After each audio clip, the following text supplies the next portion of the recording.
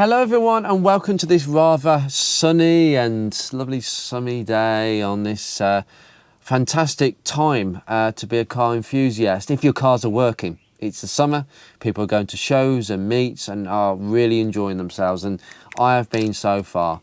And I do, touch wood, at the moment have 3 working cars. Long may it continue for as long as possible, because one of them won't start working, probably this one. Well, you never know. But to achieve that and to enjoy this this luxury of 3 cars, as someone put it, believe you me, it is a luxury, but only when they're working. When they're not working, it's the exact opposite of a luxury. It's a chore, a hardship, and then you start questioning, why don't I just own 1 car? Be quite simple then, wouldn't it? But we can't do that. We're car enthusiasts and we want more than 1 car, and we want to fulfill our dreams. You only get 1 life. Unless you believe in reincarnation or are religious, which I am neither, you only have 1 life. And you have to do what you want to do before you regret it. You can't have regrets in life. And this is what I come on to. A lot of people that I've met, and this is a real frustration, is that a lot of people cannot work on their own cars. They have absolutely no confidence in their ability to do even the most basic stuff like changing a battery, changing air filter, changing spark plugs. They can't do it. I think they'll break something. You might end up breaking 1 or 2 things occasionally. Even I do that. And it happens to experienced mechanics. And mechanics are not magicians. There's a lot of things that go on in workshops that I can imagine that would be covered up and be like, it's all right, we'll get you out of jail here. We'll just, we've got either bits and pieces, or we'll order something to make sure the customer doesn't know what we've done. And that's the problem with garages. I don't trust garages like that because that's exactly what they would do. Most garages would do that. Some will hold their hands up and be honest, but very few. And that's one of the many reasons why I stopped using my local garage and started doing more and more and more. In fact, I just hated the whole process of having to, well, basically I've got this problem with my Focus Mark 1. Right, okay, I'm going to have to drag it to the garage if it works, and it would always work. So I'm going to have to drag it to the garage, book it in, then I'll be lucky to get the car in for the next few days. If I can get it in immediately, then they'll just have to have it on the back burner for a few days because they've got so many cars, they've got so many jobs, and so I'll be without a car for 2 to 3 days, and then after 3 days I will either find out the worst, that the car's going to be in the garage for another few days because the work's taking too long, or the job has actually been done, and then I find out the bill. And neither's a good scenario because you're waiting a long time and you're going to have a big bill. And I felt completely helpless. Like I was not in charge of that entire process of having a problem, diagnosing, finding out the issue, ordering the part, putting the part on, and seeing that the end results, the outcome, fixed the problem. That process is the process you go through from start to finish with old cars when you have a problem. Some problems you can sort of leave where it is and then go and tackle other problems and then come back to that. It's not a problem that has to be sorted in order to go and develop, to progress and move on to other problems. That's the main problem there. And I hated that. I just couldn't stand the frustration, particularly when I started doing little jobs on my Focus where, I don't know, something as simple as changing spark plugs. So that would normally be a service job. So I'd have to give the car in, and that would be a pretty simple day. I'd give it in the morning and I'd probably collect it at the end of the day. Probably the least stress-free form of taking my car to the garage was the servicing, unless something crept up, which it never did with that car, thankfully. But being able to do that on the driveway, so order the parts in advance, so I know what I need, I know what tools I need. I've gone on YouTube or Google just to get a bit of advice, because that's where you end up. I hate these cliches of, oh, you've just Googled that. Well, that's how people learn these days. You know, I learnt from Haynes manuals and Google and YouTube, and now you guys learn from me, Haynes, Google. There's so many ways of learning these days, so whatever works for you, if you feel that you can do a job more competently by following a few different areas, don't trust one source.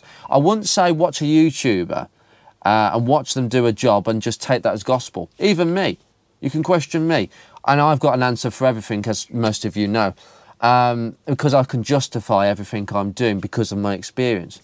But I would always say, if you're not sure about what I'm doing, check with the Haynes manual. There have been a lot of surprises of where I've worked on a car and someone said, do you know you didn't do that properly? And I've gone and looked and I thought, oh gosh, he's right.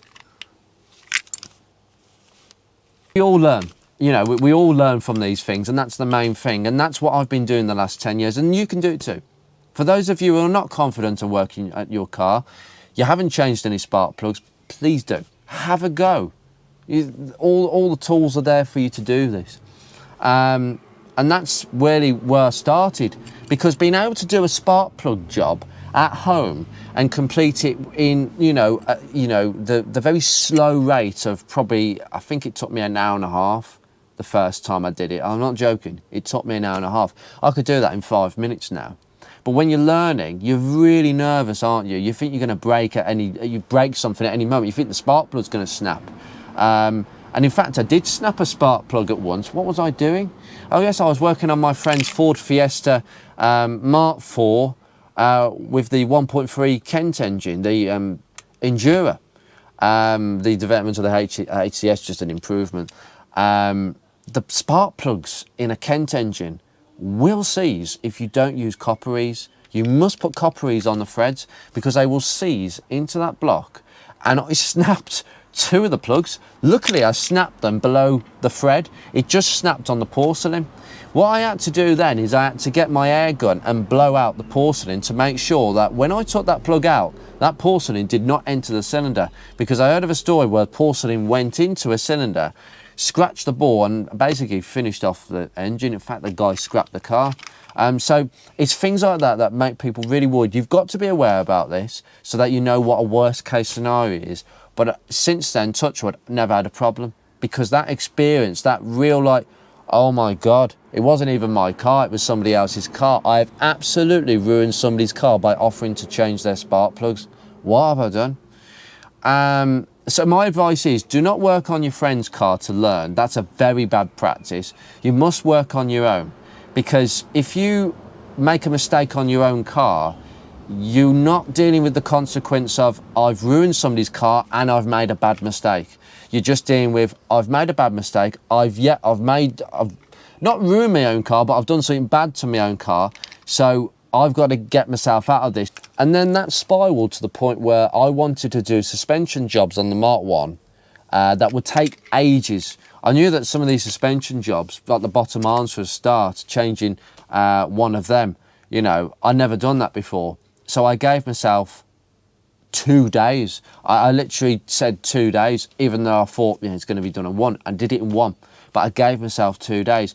Do not put pressure on yourself. You must give yourself time, whatever job it is. I don't care if you spend half an hour changing an air filter. That should take 2 minutes basically, particularly on a Mark 1. It doesn't matter. If you've done that once, you'll do it quicker second time round. So don't let people laugh at you and say, goodness me, I think you should give that to a proper mechanic. I've had all sorts of comments over the years. I remember actually changing the stretch belt on my Mark 1. And the first time I changed it, I had to take the alternator off, because as you've seen, that's what you have to do. I still do it the same way today. It's the best way of doing it, unless you want to use the tool. And I changed the alternator, put the belt on, put the alternator on, shoved it in, put the bolts in. It was a horrible job, but I did it. And the old belt was shot. It was cracked everywhere. And everybody told me, what the heck am I doing? Should you just take it to a proper mechanic? You don't know what you're doing, mate. Oh, and I had all the laughing emojis. People must have been having hysterics. They literally thought I'd lost my head. Why do I need to take an alternator off to change a belt? Mate, just wind the tensioner back. Get a spanner, get it on the tensioner, wind it back, slip the belt off. And then I explained that I don't have one of them. And yet some people didn't believe that, but that's their own fault. Their own ignorance, I should say. But the comments really got into my head that day, despite the fact I knew that I was in the right. I know my car. It's right in front of me. But people who clearly thought they knew a Mark 1 Focus actually didn't. But instead of saying, oh, well, I've learned something new today, you know, they ended up having a bit more of a, I think it got more into a snubby argument on Facebook. I try to avoid that a lot. But it really went into my head a little bit. And it can get into your head if you're not experienced. These days, I'm experienced enough to ignore that because I know what's right and wrong. And my job now is to tell people what's right and wrong, and to dismiss what other people say as, well, it's either bad advice or someone who doesn't know what they're talking about. If I don't know what I'm talking about, I probably remain silent on the matter. I don't know a fat amount about diesels because I've never owned a diesel. Probably will never own a diesel because of the way things are against diesels. So when I'm referring to diesel Mark 1s, I have to be very careful what I say. I can only repeat what other people tell me. So if I say something, it's because somebody's taught me or I've read it in the Haynes manual, i.e. information you could do yourself. So I'm not an expert on Mark 1 diesels. I am an expert on Mark 1 petrols though. I have a little bit of experience of the Ford Zetec engine, but not in a Mark 1 Focus, in different cars I should say. Mainly Mondeo and Mark 2s. I had a relative who had that engine. Cracking engine. And that was a black top. Black tops are better than silver tops on Mondeos. There is a difference between black tops and silver tops on Mondeos, but not on Focus Mark 1s. And then from jobs like in the suspension department, that was done in, I think, 4 or 5 hours. Talked up, done it absolutely to the book. I had the Haynes manual literally down here where my camera is. And it was right beside me. I kept reading the instructions. I kept taking my time. And I drove the car thinking, this is the first suspension job I've done on any car.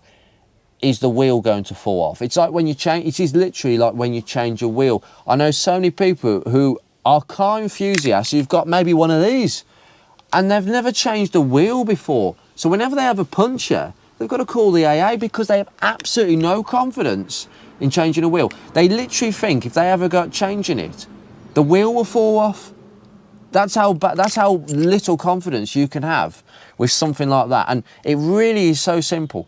The wheel will not fall off. I'll tell you what will happen. You'll know if the wheel nuts are loose. Because there was one time where I actually put the wheel on my P6 after doing a suspension job, rushed, didn't tighten the nuts up properly, drove it down the road just round the corner, and I was hearing this clunk, clunk, clunk, clunk, clunk, clunk, clunk. But what the heck is this now? And I just changed one of the ball joints, and I thought, don't tell me that ball joint is faulty or I've done something wrong. It's his confidence again. And I thought, no, hold on. The wheel's loose. Literally, you could shake the wheel from side to side. The wheel nuts were on, but they hadn't come off, but they were very loose. And the car was, you'll know. If you've got a loose wheel, you'll know about it. You'll stop in time. You'll not lose a wheel. I've never known that happen. The only people that lose wheels are people that allow a wheel bearing to get so noisy for such a long time at speed that they just let go and the wheel and the hub come off. Yeah, I wouldn't like to be in that scenario.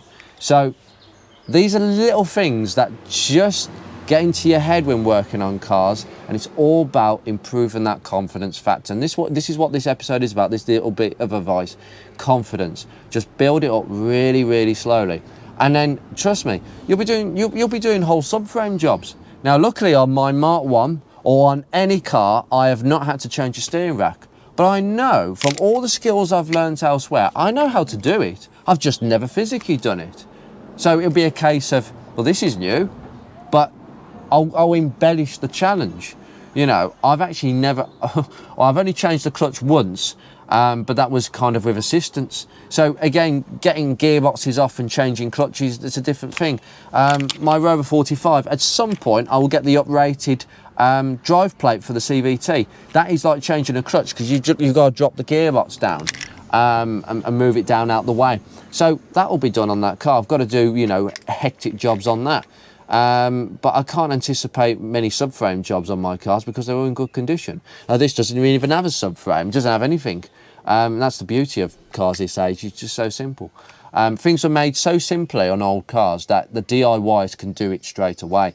It's only cars that are manufactured in the last 10 years where I'd be a bit more concerned about doing heavy duty jobs, which is why I don't think many cars post 2015 will survive into any sort of modern classic preservation.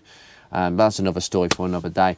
But the main thing is don't let anybody tell you that you can't do it, that you're not capable, and that you should just leave it to people who know what they're doing, mate. Should you? Just leave it to your mechanic. You have no idea, mate. You're just stupid in the head. Don't let anybody say that to you. No one's stupid. No one's born naturally thick. Yes, I agree. Some people, very honestly, shouldn't work on cars for a few different reasons, but you can teach people to do the absolute basics. Changing plugs, conducting an oil service, changing a wheel, inspecting your brake pad thickness, maybe inspecting shoes, but that's a bit more hectic because you've got to look in unless you've got an inspection hatch. Doing some visual inspections on rust, checking things, changing bulbs. These are really, really simple things. And the biggest, number one thing that no sod on my street could be bothered to do apart from me, is wash your car. I mean, honestly, washing your car is such a lovely process. You get to see the transformation in, depending how long you do it, a few hours. Washing it, pre-washing it, hosing it down, hose it down underneath, get all that crap and mud and all sorts of stuff from the arches and the underneath. Maybe give it a pressure wash.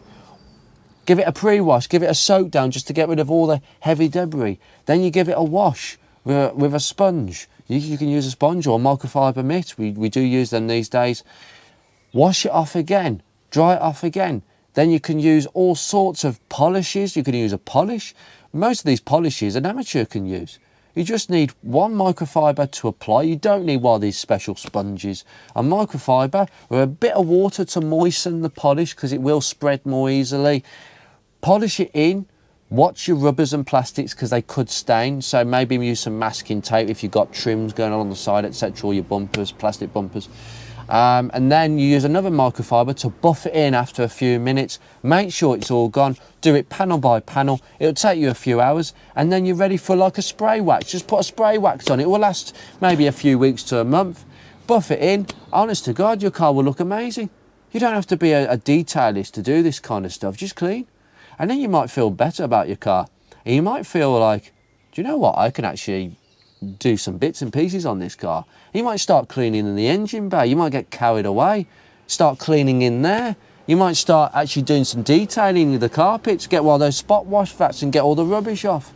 And then you might start cleaning up your dashboard. You might start cleaning your headlining, which people don't clean. People complain about stinky interiors when they buy cars. I'd recommend, if you've bought a car and you think that it's been smoked in, everybody tries to clean the carpets because that's where the ash will naturally land, or the seats. What about cleaning the headlining? Because the smoke from the cigarette butt will go straight up into that headlining and most of it will come out with a wash and you'll find that smell is much more subdued. In fact, I've known interiors with a heavy smoker and you can get it out. Some cars, and a lot of you will say this, no matter how much cleaning you're going to do, you can't eliminate the smell of some cars. However, I would say the smell from this interior comes from the foam in the seats. It is a nice smell though, it's an old smell. And then you might want to just go over the top and then start painting things. You don't know where it could end, but don't let things stop you from doing things to improve the car, because that's the way that my Mark 1 Focus has ended up. The Rover 45, which I think is a car that I don't want to spend massive amounts of money on, but I have to make it better, and I've seen how good it's become, and I've ended up spending more money on it. And I thought, I never wanted this car to be a beauty queen, but it just is a beauty queen. And this car was meant to be a recommission. And I thought, no, I'm not going to go OTT about this because I don't want to ruin the originality. And to be honest, I haven't. Well, I've gone a bit further than what I wanted to. But in terms of financial input, I'm laughing. The amount of money that I've put into this car with parts is quite a bit to some people. But considering that I've paid absolutely no labour charges on this car whatsoever, apart from having new tyres fitted, this car hasn't been to the garage for any work. because I've done it all myself. Any problems that you have, you can sort it out at home. You just need to have a nice problem-solving aspect of, I've got this issue, but the component that I think it is might not be causing this issue, it might be something else. Turns out all these fuel issues is a really dirty, rusty tank. So sometimes it takes you to do the small things first, the cheap things that will take you no time at all on jobs that you can easily complete with confidence, and to see what difference that makes. And then if that doesn't make a difference, you start working outwards from that. And then I ended up actually going all the way to the back of the car and sorting that tank out. That's what happens. Anyway, I'm going to leave this here because that's really my main aim, is to build confidence in people. And that's what it takes. And some of the mindset of someone who's trying to work on his car and save some money, because I really don't think it's sustainable for people to be working on older cars, to allow garages to constantly work on older cars. I also think with garages, as a last thing, I'm rather concerned about the lack of skills with garages and old cars. It only seems to be it's basically people over the age, or technicians or qualified mechanics over the age of 40 or at least maybe 50, who have a vague interest in something like this, who would want to work on it. I know stories of some garages where you'd rock up in something like this, or I don't know, a Metro or a Maestro or an Escort, and the mechanics will be fighting over it to work on it. You know, oh, it's coming for a service, lads. And they're all fighting over it to work on it because it's a delight. They are a delight to work on. And if mechanics are fighting to work on these cars for just a basic service, why don't you take that pleasure away from them? I mean, no offence, but why don't you take that pleasure away from them and actually you start enjoying it? Because if they enjoy it, you should enjoy it. And you will, I promise. Particularly on something like this. Or even a Focus Mark 1 or a Rover 45. So give it a go, no matter how small. If you're going to attempt something, I'll tell you in this video, anybody who's watching this and you want to have a go at something as a result of watching me or thinking of doing that anyway, and now you've listened to me, you think, I'm going to have a go at this. I want each and every one of you who have not got your hands dirty before to think of a really small job that you can do on your car that you know that you can do, and maybe something that's coming up, whether it's changing spark plugs, changing an air filter, changing the oil. See if you can do the job. See if you can work out what tools you need, how to do the job. If I haven't done a video on it, okay, and have a go. And then come back to me and tell me how you feel. I think you'll feel pretty good. Please leave it in the comments if you do have a go at a job. Leave it here in this video, okay? And we'll see where we go from there. Take care, guys.